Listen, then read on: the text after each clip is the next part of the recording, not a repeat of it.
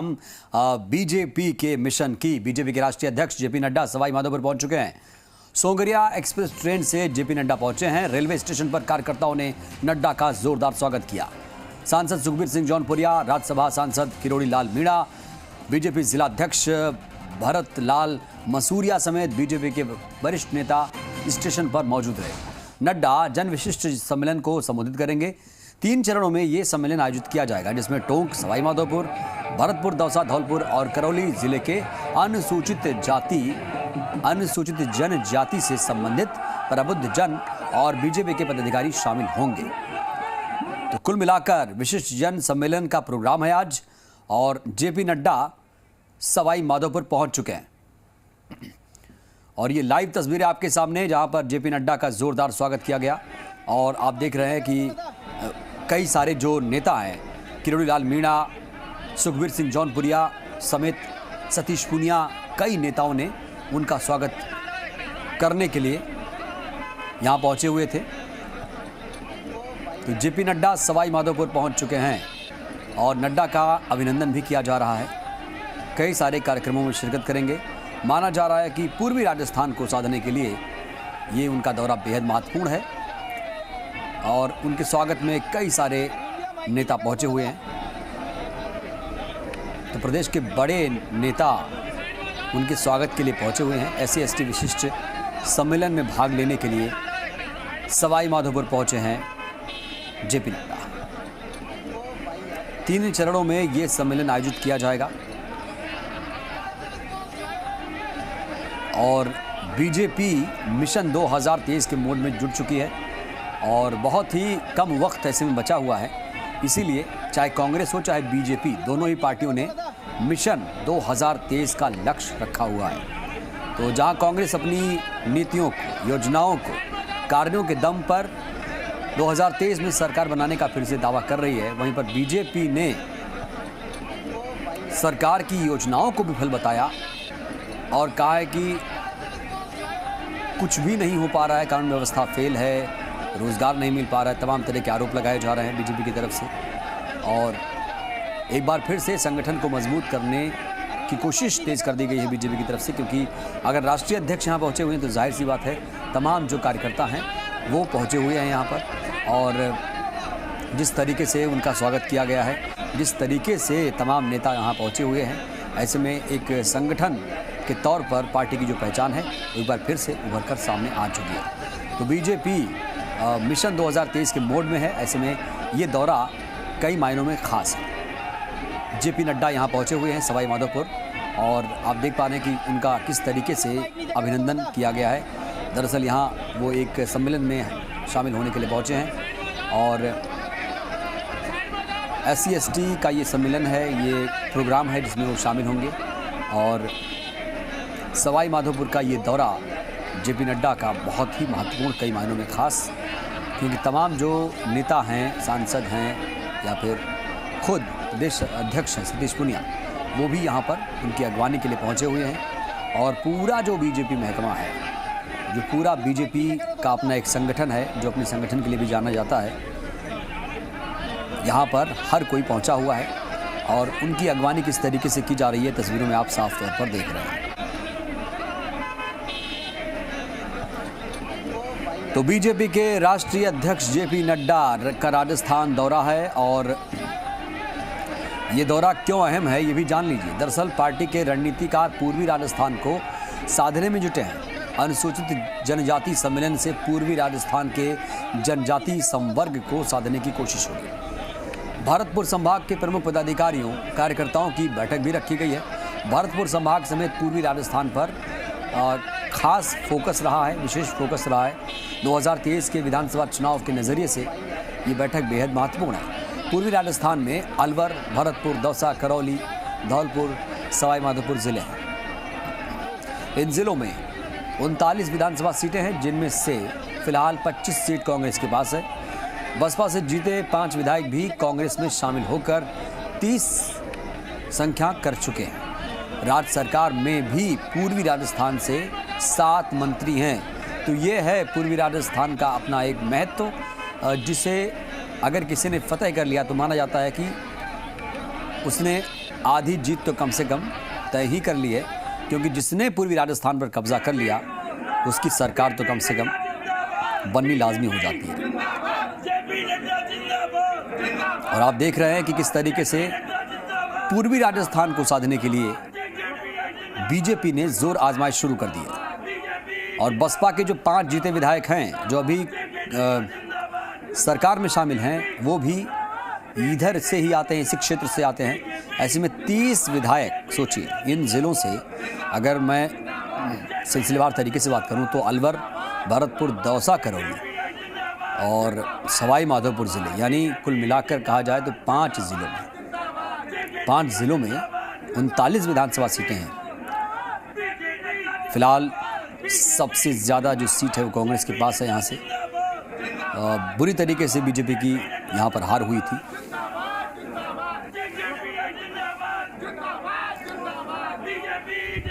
तो एसटी विशिष्ट सम्मेलन में भाग लेने के लिए जेपी नड्डा सवाई माधोपुर पहुंच चुके हैं और विशिष्ट जन सम्मेलन प्रोग्राम में वो पहुंचेंगे। इसी सम्मेलन के जरिए पूर्वी राजस्थान को साधने की कोशिश है। 2023 की विधानसभा चुनाव के नजरिए से नड्डा का यह दौरा बेहद महत्वपूर्ण हो जाता है। हालांकि चुनाव में बहुत ही कम समय बचा है, ऐसे में अब दोनों पार्टियां चुनावी मोड में आ चुकी हैं और आप देखिए किस तरीके से जेपी नड्डा का स्वागत किया गया है। जेपी नड्डा जिंदाबाद के नारे लगाए गए हैं।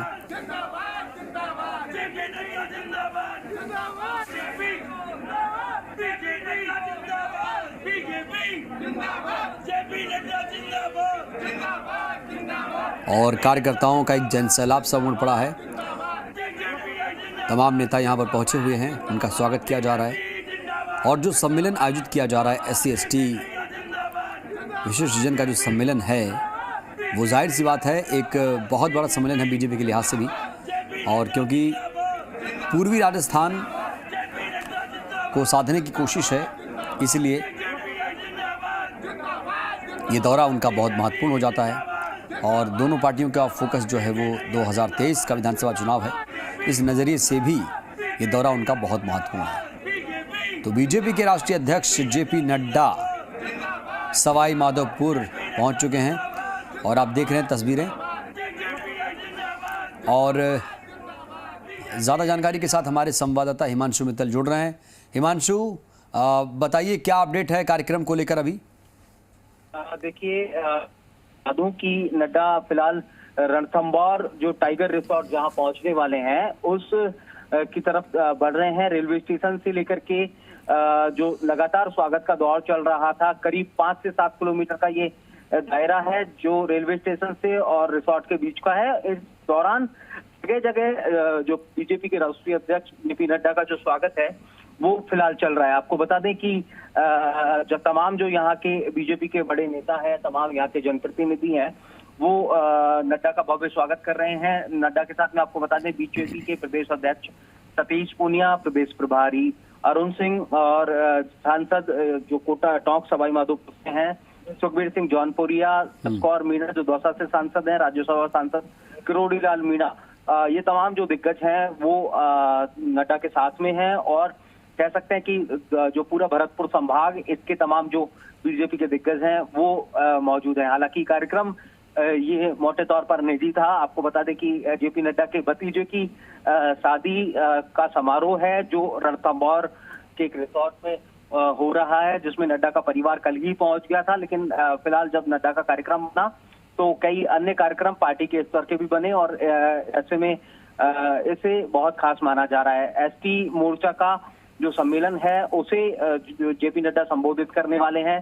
भरतपुर संभाग से ST मोर्चा के तमाम जो जनप्रतिनिधि हैं, तमाम जो पदाधिकारी हैं, वो इस ST मोर्चा के सम्मेलन में मौजूद रहने वाले हैं। उन्हें यहाँ पर संबोधित कर उन्हें करेंगे, उनसे संवाद करेंगे, जिसके बाद वरिष्ठ और कार्यकर्ता और प्रबुद्ध जनों के साथ भी जेपी नड्डा के संवाद का कार्यक्रम है। आपको बता दें कि भरतपुर संभाग के जो सभी जिले हैं, यहाँ के जनप्रतिनिधि भी इस सम्मेलन में मौजूद रहने वाले हैं। भरतपुर संभाग के जो कार्यकर्ता हैं उनकी भी बैठक जेपी नड्डा लेने वाले हैं।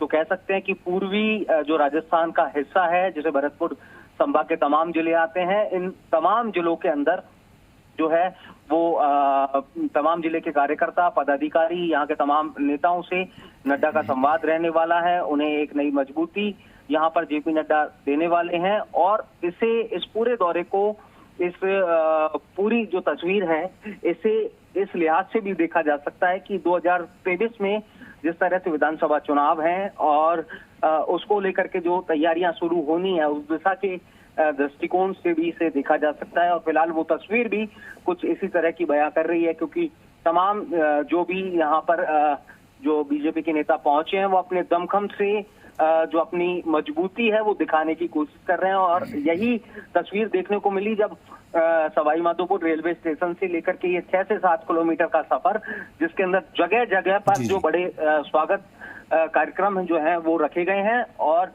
इन सब के साथ में जो यहाँ के जो स्थानीय नेता हैं, बीजेपी के नेता हैं, वो अपनी दमखम दिखाने की भी कोशिश कर रहे हैं। बिल्कुल हिमांशु, बड़ा सवाल तो यही है कि भाई पूर्वी राजस्थान में आप आए हैं, तो ऐसे में इन 5 जिलों को साधते हुए उन 40 सीटों पर भी नजर है। बिल्कुल ठीक कहा आपने कि ये जो दौरा है और दौरे के साथ में पश्चिमी राजस्थान को मजबूती, निगाहें इन सभी सीटों पर, निगाहें इस बात पर कि इन तमाम सीटों पर जो मजबूती है वो यहाँ पर बीजेपी को दी जाए और बीजेपी के अंदर एक जान फूंकी जाए।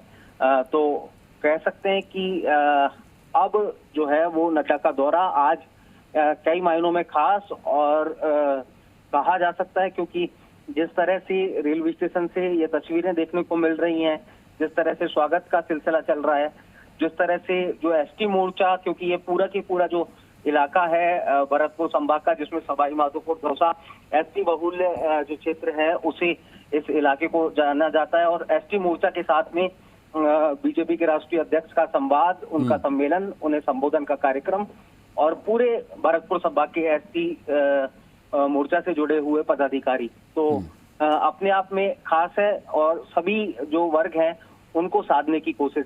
तो इस लिहाज से ये जो दौरा है वो और अहम हो जाता है और अपने आप में बताता है कि 2023 के जो चुनाव विधानसभा के, उसमें जो हर, लेकिन हिमांशु एक बात तो है, सिर्फ आपके दौरे कर लेने से, कुछ कार्यक्रम कर लेने से आप जो एक गढ़ है कांग्रेस का उसमें सेंध नहीं लगा सकते। उसके लिए आपको रूट पर काम करना पड़ेगा, तब जाके आपको सफलता मिलेगी। इसमें बीजेपी कितनी कामयाब होती हुई नजर आएगी आगे? देखिए, बिल्कुल आपने ठीक कहा कि सिर्फ दौरे कर लेने से जो है वो उस तरह से आप नहीं सोच सकते, लेकिन इस दौरे के साथ में ये कहा जा सकता है कि कोशिश ये की जा रही है कि बीजेपी के जो तमाम जो कॉन्स्टिट्यूंसी हैं, जो भरतपुर संभाग के तमाम जिले हैं, इस भरतपुर संभाग की तमाम जो कॉन्स्टिट्यूंसी है, उनके जो बीजेपी के जो नेता हैं उन्हें बुलाया गया है। उनके साथ में जब एक पार्टी के राष्ट्रीय अध्यक्ष का जो संवाद होता है, जो जिस तरह से निर्देश मिलते हैं, आगे की जो रूपरेखा है वो तय होती है, आगे की गाइडलाइन के मुताबिक चुनाव तक किस तरह से अपनी जो कार्यशैली है उसे रखना है। पार्टी स्तर से जो तय चीजें हैं वो जब एक जमीनी धरातल पर पहुंचती हैं, कार्यकर्ताओं के बीच पहुंचती हैं, एक नई ऊर्जा का संचार होता है और जिसके बाद में एक नई प्रेरणा मिलती है। तो आगे बढ़ने की, आगे किस दिशा में बढ़ना है, वो तमाम चीजें, वो तमाम तस्वीर साफ होती है। तो कहा जा सकता है कि एक नया जो मार्गदर्शन है वो भी जब किसी पार्टी का राष्ट्रीय अध्यक्ष होता है तो वो मिलता है। तो वही सब कुछ आज देखने को मिलेगा। और जब संभाग स्तरीय बैठक बीजेपी की जो है वो जेपी नड्डा लेंगे, एसटी मोर्चे के जो सम्मेलन है उसे संबोधित करेंगे, प्रबुद्ध जन और जो बीजेपी से जुड़े हुए जो वृद्धजन है उनको संबोधित करेंगे। तो निश्चित तौर पर कहा जा सकता है कि कार्यकर्ताओं से लेकर के पदाधिकारियों से लेकर के हर वर्ग को साधने की फिलहाल यहाँ पर कोशिश है और एक नई ऊर्जा जो है वो आगामी विधानसभा चुनाव के मद्देनजर जो है एक नई ऊर्जा। बिल्कुल, देखिए क्या है कि जो कार्यकर्ता है वो अपने राष्ट्रीय अध्यक्ष को पाकर रिचार्ज तो हुए हैं, लेकिन आगे वो जिस तरीके से स्फूर्ति आई है उनके अंदर वो बरकरार रहेगी 2023 तक, इसकी गारंटी भी लेना चाहिए।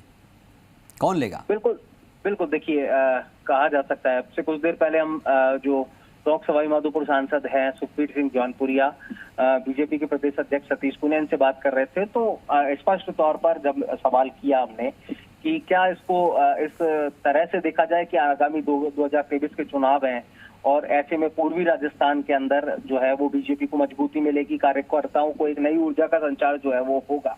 तो स्पष्ट तौर पर उन्होंने कहा कि जब पार्टी के राष्ट्रीय अध्यक्ष आते हैं तो कार्यकर्ताओं को तो एनर्जी मिलती ही है, एक नई दिशा मिलती है, एक नया टास्क मिलता है जिस पर काम जो करना है वो काम करना जो कार्यकर्ता है वो शुरू करता है। एक जब राष्ट्रीय स्तर के जेपी नड्डा जब राष्ट्रीय अध्यक्ष पार्टी के हों और वो खुद कार्यकर्ताओं से मिल रहे हों, उन्हें डायरेक्शन दे रहे हों, उनसे संवाद कर रहे हों, यहाँ के बारे में समझ रहे हों और इसके बाद में आगे किस तरह से काम करना है, तो बोले कार्यकर्ता जुटता है और उस तरह से निश्चित तौर पर पार्टी को जमीनी धरातल पर जो है वो फायदा भी मिलता है। तो बीजेपी से कुछ इस तरह से ही देख रही है और जेपी नड्डा के इस दौरे को एक बड़ा अचीवमेंट मान रही है और स्पष्ट तौर पर बीजेपी इस दृष्टिकोण से देख रही है कि पूर्वी राजस्थान में जब जेपी नड्डा का ये दौरा है तो पार्टी को निश्चित तौर पर इस पूरे इलाके में, इस पूरे क्षेत्र में, भरतपुर संभाग में एक मजबूती भी मिलेगी। बिल्कुल हिमांशु, अगर हम आंकड़ों का परीक्षण करते हैं, सूक्ष्म परीक्षण करते हैं, तो 2013 के आंकड़े ये कह रहे थे कि भाई बीजेपी को करीब करीब 30 सीटें मिली थी पूर्वी राजस्थान में, और इस बार 2018 में कांग्रेस को करीब 25 सीटें मिली थी जी। तो कुल मिलाकर ये कहा जा सकता है कि अगर आपको राजस्थान पर सत्ता हासिल करनी है तो आपको पूर्वी राजस्थान फतेह करना होगा, तभी ये सपना पूरा हो पाएगा। बिल्कुल कमर, ठीक कहा आपने। और मेरे साथ में हमारे जो सवाई माधोपुर संवाददाता हैं अरविंद, वो भी मौजूद हैं। निश्चित तौर पर अरविंद, ये कहा जा सकता है कि पूर्वी राजस्थान जो है वो राजनीति में राजस्थान के परिप्रेक्ष्य में बहुत अहम होता है। अगर राजस्थान में सत्ता हासिल करनी है तो पूर्वी राजस्थान को इग्नोर नहीं किया जा सकता। 25 सीटें कांग्रेस को मिली थी 2018 में। हाँ, अगर भरतपुर संभाग के आसपास की बात करें तो सवाई माधोपुर, करौली, दौसा, टोंक, ये सारे जो नजदीकी जिले हैं आसपास के, यहाँ पर एसटी समाज का जो है बाहुल्य है। इसी को लेकर आज जो ये एसटी मोर्चे की बैठक की जा रही है, एसटी जो उनके जिला के और प्रदेश के संभाग स्तर के जो पदाधिकारी है वो सब मौजूद होंगे। उनसे नड्डा साहब बहुत सारी वो बातें करेंगे जो उनको आने वाले चुनाव में फायदा दिला सके, पार्टी को आगे जीत की ओर ले जा सके।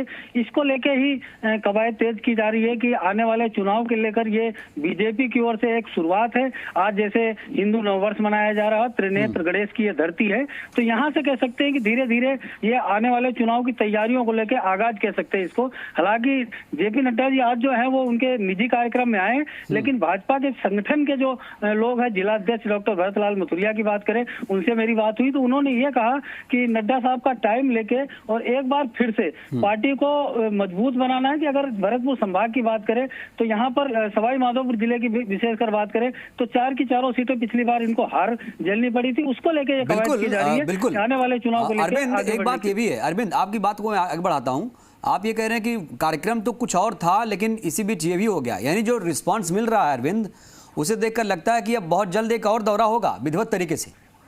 बिल्कुल अमर, देखे जिस तरह से अभी नड्डा साहब स्टेशन के बाहर निकले, वहां से लेके और जो होटल टाइग्रेस है यहाँ तक तकरीबन 8 किलोमीटर के आसपास का ये एरिया है।